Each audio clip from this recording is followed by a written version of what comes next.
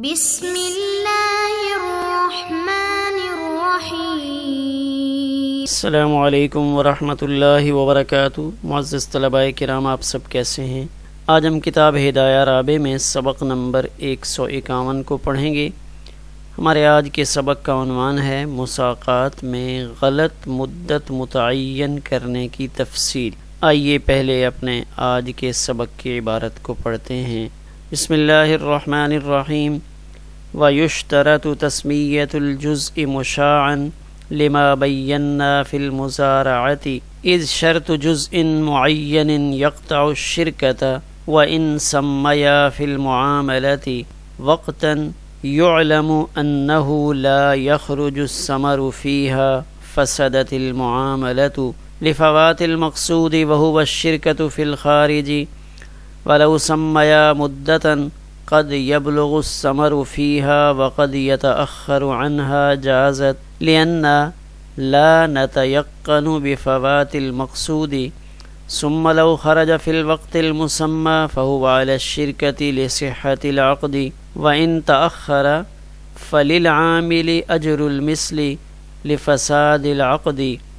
لأنه تبين الخطأ في المدة المسماة، فصار كما إذا علم ذلك في الابتداء بخلاف ما إذا لم يخرج أصلا، لأن الذهاب بآفة فلا يتبين فساد المدة فبقي العقد صحيحا ولا شيء لكل واحد منهما على صاحبه۔ آئیے اب ہم اپنے سبق کی عبارت کا ترجمہ کرتے ہیں۔ وَيُشْتَرَطُ تَسْمِيَّةُ الْجُزْءِ مُشَاعًا، اور بطور شیوع ایک جز کو متعین کرنا مساقات میں شرط ہے۔ لما بینا، اس دلیل کی وجہ سے جسے ہم مزارعت میں بیان کر چکے ہیں، اس لیے کہ جز معین کی شرط لگانا یہ شرکت کو ختم کر دیتا ہے۔ وَإِن سَمَّيَا فِي الْمُعَامَلَةِ وَقْتًا، اور اگر متعاقدین نے مساقات میں ایسا وقت مقرر کیا، یعلم، جس کے بارے میں یہ معلوم ہے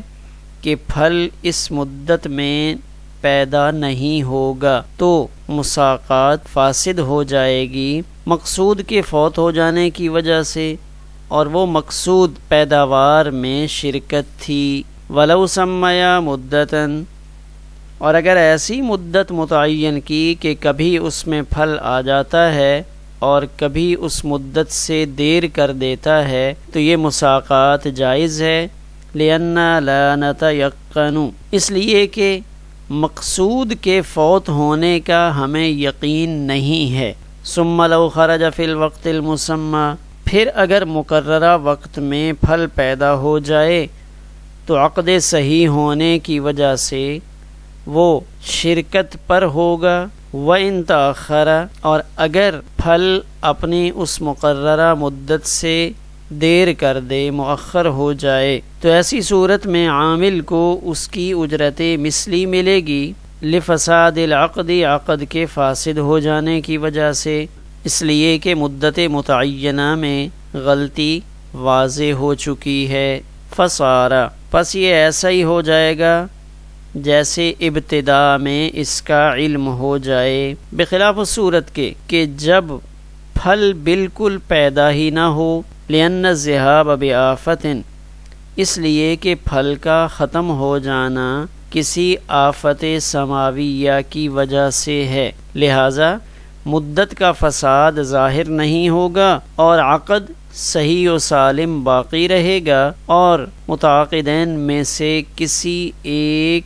کے لیے اپنے ساتھی پر کچھ لازم نہیں ہوگا، یعنی کوئی ایک اپنے ساتھی سے کچھ لینے کا حقدار نہیں ہوگا۔ آئیے اب ہم اپنے سبق کی تشریح کی جانب بڑھتے ہیں۔ عبارت کی تفصیل میں جانے سے پہلے خلاصہ کے طور پہ ہم یہ ذہن میں رکھیں کہ ہمارے آج کے سبق میں مساقات کے معاملے میں مدت کے اعتبار سے کچھ جزیات بیان کی جا رہی ہیں۔ ان میں سے پہلی صورت تو یہ بیان کی کہ اگر فریقین ایسی مدت مقرر کریں جس میں پھل آ ہی نہیں سکتا، اس کا حکم کیا ہوگا۔ دوسری صورت وہ آ رہی ہے کہ وہ فریقین آپس میں ایسی مدت متعین کرتے ہیں جس میں کبھی پھل آتا ہے اور کبھی اس میں پھل آتا ہی نہیں ہے، تو اگر آ جائے تو کیا ہوگا اور اگر مقررہ مدت میں نہ آئے تو کیا ہوگا، اس کی تفصیل بھی ہمارے آج کے سبق میں ہے۔ اور تیسری وہ صورت بیان کی جا رہی ہے کہ جس میں اس متعینہ مدت میں پھل بالکل پیدا ہوا ہی نہیں، تو اس کے بارے میں تفصیل آ رہی ہے کہ یہ کسی آفت سماویہ کی وجہ سے ہو سکتا ہے، ورنہ اتنی مدت میں پھل پیدا ہو جانا چاہیے۔ آئیے اب عبارت کو دیکھتے ہیں۔ وَيُشْتَرَطُ تَسْمِيَّةُ الْجُزْءِ مُشَاعًا، تو یہ پہلی بات تو یہ ذکر فرمائی کہ یہاں مساقات میں ایک چیز بڑی بنیادی اور اہم ہے کہ یہاں متعاقدین آپس میں پھلوں کی تقسیم کے حوالے سے جو ایک ضابطہ ہے اس کو مد نظر رکھیں گے کہ یہاں جو پھل کی تعیین ہے وہ جزء مشاع کے طور پہ ہوگی، یعنی اس انداز میں کہا جائے گا کہ 1/3 2/3 نصف پیدا ہونے والے پھلوں کا چوتھا حصہ چھٹا حصہ وہ کسی ایک فریق کو ملے گا۔ متعین کر کے نہیں کہہ سکتے کہ مثلا یہاں آم پیدا ہوگا تو 5 من آم پہلے احمد لے لے گا، پھر اس کے بعد تقسیم ہوگی، یا مالٹے کے 200 درجن یا 1000 مالٹا پہلے ہم ایک فریق کے لیے نکال لیں گے، اس کے بعد تقسیم ہوگی، تو اس سے تو شرکت ختم ہو جائے گی۔ تو اس لیے یہاں یہ شرط ہے شیوع کے طور پہ ایک جز متعین کیا جائے، جیسا کہ مزارعت میں اس کا تذکرہ ہو چکا ہے۔ جیسا کہ مزارعت میں ہم اس کی دلیل کو بیان کر چکے ہیں، تو یہاں سے اشارہ کیا ہے اس قول کی طرف جب وہاں یہ بات فرمائی تھی وَلَا تَصِحُّ الْمُزَارَعَةُ سے لے کر آخری عبارت إِلَّا أَن يَكُونَ الْخَارِجُ بَيْنَهُمَا مُشَاعًا تَحْقِيقًا لِمَعْنَى الشِّرْكَةِ، یعنی اس عبارت میں مزارعت کے اندر اس کو واضح کیا تھا کہ وہاں شیوع کے ساتھ حصہ متعین ہوگا، تو اس کی وضاحت فرمائی شارح نے اس شرط جزء معین، اس لیے کہ جزء معین کی شرط لگا دینا کسی ایک کے لیے تو اس سے تو شراکت ختم ہو جائے گی۔ مثلا اگر وہ یہ طے کر لیتے ہیں کہ یہ آم کا باغ ہے، مثلا احمد اپنا آم کا باغ حماد کے حوالے کرتا ہے اور احمد یہ کہتا ہے کہ حماد جب آم تیار ہو جائے گا تو اس میں سے 2 من پہلے میرے ہوں گے، اس کے بعد پھر ہم بقیہ جو پھل ہوگا اس کو تقسیم کر لیں گے، یا اس انداز میں وہ اپنے حصے متعین کرتے ہیں کہ آپ اس کی دیکھ بھال کرو اور جب آم کا باغ تیار ہو جائے گا تو اس میں سے 10 من آپ کے ہو جائیں گے، 10 من میرے ہوں گے۔ تو اس انداز میں حصہ متعین نہیں کیا جا سکتا کہ ممکن ہے 10 من پیدا ہی نہ ہو، انہوں نے 20 من طے کیا ہے کہ 10 من ایک فریق لے گا، 10 من دوسرا لے گا، اور بہت ممکن ہے کہ جو ٹوٹل پیداوار ہے وہ صرف 6 من ہو۔ ہاں اگر شیوع کے ساتھ متعین کر دیں کہ جو پیدا ہوگا اس کا نصف کر لیں گے یا 1/3 اور 2/3 کے اعتبار سے تقسیم کر لیں گے، تو اس انداز میں مساقات کے اندر طے کرنا یہ ضروری ہے۔ اب آگے وہ صورتیں بیان کر رہے ہیں۔ پہلی صورت وَإِن سَمَّيَا فِي الْمُعَامَلَةِ وَقْتًا يُعْلَمُ أَنَّهُ لَا يَخْرُجُ الثَّمَرُ فِيهَا، کہ اگر انہوں نے مساقات کرتے وقت ایک ایسا ٹائم طے کیا جس میں پھل پیدا ہی نہیں ہوتا، پھل موجود ہوتا ہی نہیں ہے، یعنی پھل کا نہ آنا اس میں یقینی ہے۔ مثلا انہوں نے آم کے باغ میں ایسا معاہدہ کیا کہ انہوں نے 1.5 مہینے کی مدت طے کی، مساقات کی مدت 1.5 مہینے کی طے کی، حالانکہ 1.5 مہینے میں تو پھل آتا ہی نہیں، آم کے لیے کم از کم 4 مہینے تو چاہیے۔ تو اگر ایسی صورت انہوں نے طے کر دی ہے تو فسدت المعاملۃ، معاملہ فاسد ہو جائے گا کہ 1.5 مہینہ جو دیکھ بھال کرنے والا ہے وہ تو کام کرتا رہے گا لیکن ابھی تک تو آم کا نام و نشان بھی نہیں ہے۔ تو یہ معاملہ فاسد کیوں ہے؟ لفوات المقصود، مقصود کے فوت ہونے کی وجہ سے۔ اب مقصود یہاں پہ کیا تھا کہ اس کی پیداوار میں دونوں شریک ہوں، اس لیے کہ مساقات میں جو کام کرنے والا ہوتا ہے اس کو جو اجرت ملتی ہے وہ اجرت پیسے کی شکل میں تو ہوتی نہیں، اس کے ساتھ معاہدہ اسی بات کا ہوتا ہے کہ آپ اس باغ کی دیکھ بھال کرو، اس کو پانی دو، جب پھل پیدا ہوگا تو وہ پھل ہم آپس میں کسی نسبت سے تقسیم کر لیں گے۔ تو گویا کہ اس عامل کو جو اجرت ملنی ہوتی ہے یا اس کا معاوضہ ملنا ہوتا ہے وہ انہی پھلوں سے ملنا ہے۔ تو یہاں انہوں نے مدت ایسی طے کی کہ صرف 1.5 مہینہ انہوں نے طے کیا، تو 1.5 مہینے میں تو کوئی بھی پھلدار درخت وہ اپنا پھل نہیں دیتا، تو چونکہ جو مقصود تھا وہ فوت ہو گیا، لہٰذا یہاں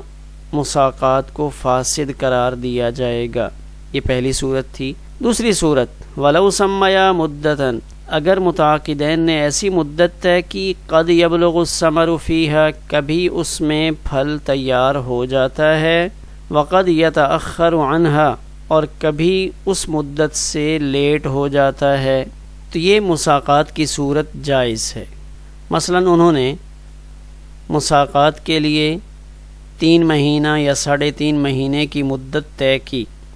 3.5 مہینے کی مدت انہوں نے طے کی، 100 دن کا معاہدہ انہوں نے کیا، تو 1 مہینہ 30 دن کا ہوتا ہے، تو 10 دن انہوں نے اوپر لگایا کہ ہماری مساقات 100 دن کی ہوگی۔ تو اب 100 دنوں میں اگر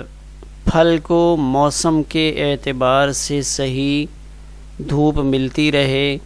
آب و ہوا صحیح رہے، تو پھل تیار ہو بھی سکتا ہے، اور اگر موسم سخت ہو گیا، گرمی شدید ہو گئی یا سردی بہت شدید ہو گئی جس میں دھند پڑنا شروع ہو گئی، تو ایسی صورت میں تاخیر بھی ہو سکتی ہے، لیکن عام طور پہ اس میں پھل آنے کے امکانات موجود ہوتے ہیں، لہٰذا یہ مساقات کی صورت درست ہوگی۔ کیوں؟ لِأَنَّ لَا نَتَيَقَّنُ بِفَوَاتِ الْمَقْصُودِ، کہ یہاں مقصود کا فوت ہونا، مقصود سے مراد جو پھل ہے، تو ان پھلوں کا فوت ہونا لا نتیقن، یقینی بات نہیں ہے، امکانی تو ہے کہ بہت ممکن ہے اس مدت میں پھل تیار نہ ہو، لیکن دوسرا پہلو بھی موجود ہے کہ پھل تیار ہو بھی سکتا ہے۔ اب انہوں نے طے تو کر لیا، 100 دن کی مساقات طے کی احمد اور حماد نے، ثم لو خرج فی الوقت المسمى، پھر اگر 100 دنوں میں وہ فصل تیار ہو جاتی ہے، مثلا انار تھا تو وہ انار 100 دن کے اندر تیار ہو گیا، فہو علی الشرکتی، تو پھر تو اس کو شرکت کے اعتبار سے تقسیم کر لیں گے، نصف طے کیا تھا یا 1/3 اور 2/3 کے اعتبار سے فیصلہ کیا تھا،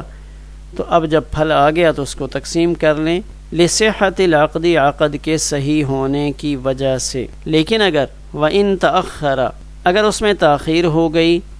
100 دن سے اوپر گزر گئے اور ابھی تک انار کا نام و نشان نہیں ہے، تو اس صورت میں عامل کو اجرت مثلی مل جائے گی۔ انار کے باغ میں دائیں بائیں جو لوگ کام کرتے ہیں ان کو 100 دن میں کتنا معاوضہ ملتا ہے، تو جو باغ کا مالک ہے وہ اس کو 100 دن کا معاوضہ دے دے گا، لفساد العقد،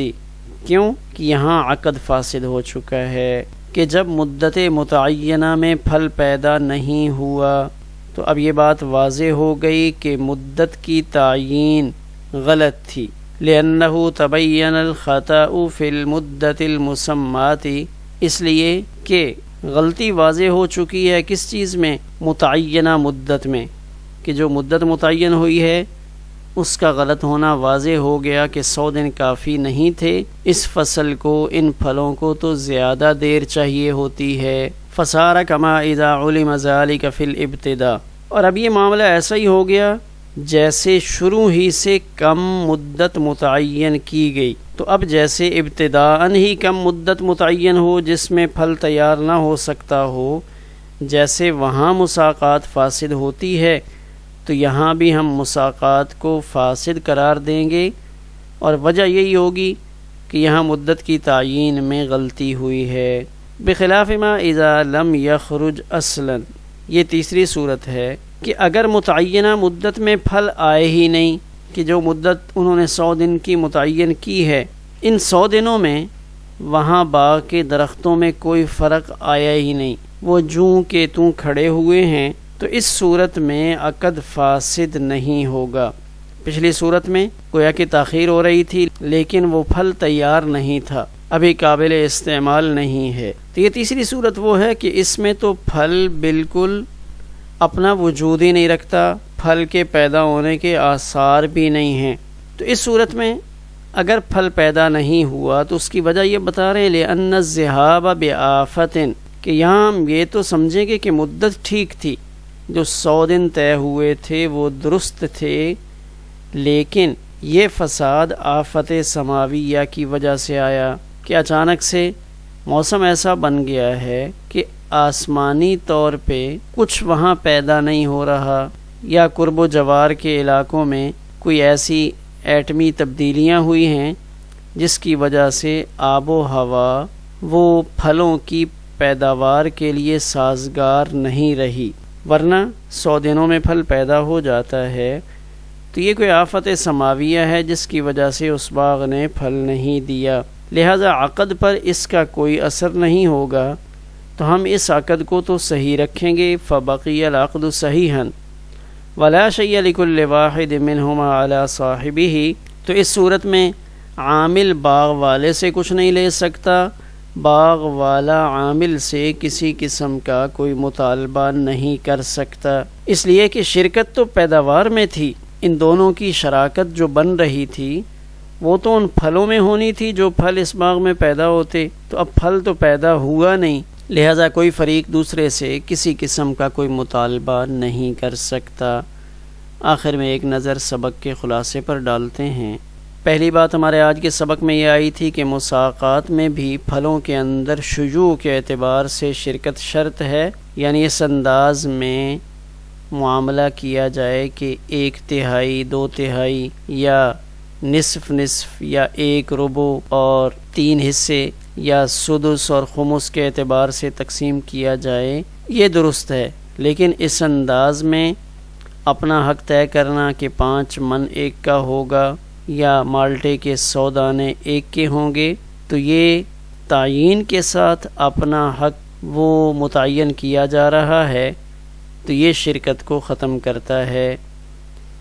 اگر مساقات میں ایسا وقت متعین کریں جن میں پھل کا نہ آنا یقینی ہو، تو یہ ہماری وہ صورت ہے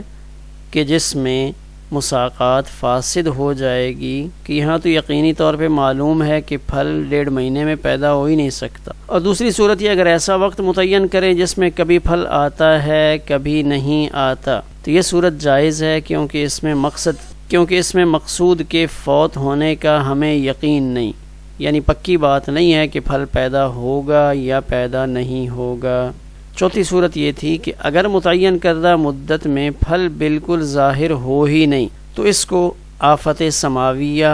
کے ساتھ جوڑیں گے کہ یہاں پھل کا ظاہر نہ ہونا، پیدا نہ ہونا کسی آفت سماویہ کی وجہ سے ہے، لہٰذا یہاں فریقین ایک دوسرے سے کسی قسم کا مطالبہ نہیں کر سکتے، مساقات بہرحال درست ہوگی۔ ہمارا آج کا سبق اسی پر مکمل ہوا۔